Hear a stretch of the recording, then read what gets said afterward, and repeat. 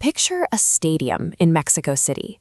Tens of thousands of fans are standing shoulder to shoulder, screaming every single word to a tract called Cuerno Azulado. The artist commanding this crowd is a guy named Natanael Cano. He's the central figure of a cultural movement that has taken over the country. But you cannot easily find this song online. Just hours after it dropped, Cuerno Azulado was scrubbed from streaming platforms without a word of explanation. The reaction from the state was swift. Mexico's president publicly condemned the music from his podium, while regional governments began enforcing strict bans on live performances across multiple states. Yet, while their own government tries to silence them, these artists are dominating global streaming charts, at one point even displacing global icons like Coldplay from the top spots. Corridos Tumbados has created a world where a sound the state actively tries to suppress has managed to become the primary narrator of modern Mexican identity. To understand how we got here, we have to look back 100 years. The foundation of this sound is the corrido, a traditional Mexican folk style. It functioned as a sonic newspaper. It documented the revolutions and survival of people living entirely outside official state records. Fast forward to the late 2010s. A new generation of teenagers took this format and initiated the tumbado shift, completely rewriting the genre's rhythmic code. They took traditional acoustic guitars and collided them with the heavy bass and digital aesthetic of urban trap. Built for a digital world, this new sound carried the DNA of traditional folk, but functioned with the rhythmic logic of modern pop. The result is a sound perfectly legible to global ears, but undeniably Mexican in origin, setting the stage for a subversive new kind of storytelling. But the stories they tell are not fiction. Modern Mexico has experienced a severe collapse of the social contract, creating a massive power vacuum filled by militarized cartels. Look at October 2019, known as El Culiacanazo.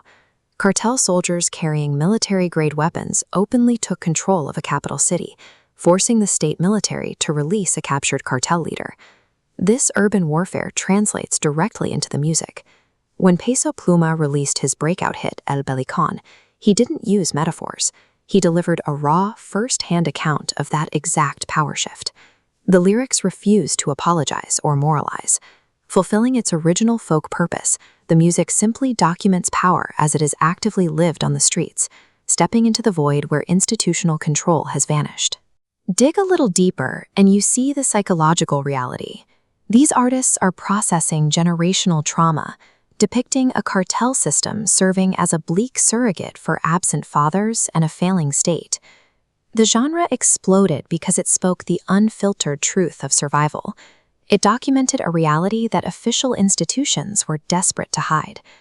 Today, that gritty street documentation has crossed over into high-end global pop culture, surrounded by designer fashion and luxury brand deals. Acts like Fuerza, Regida and Grupo Frontera pushed the sound further, hybridizing their tracks with cumbia and pop elements to capture a massive international audience. They learned to layer their most provocative narratives beneath the catchy hooks of mainstream romance.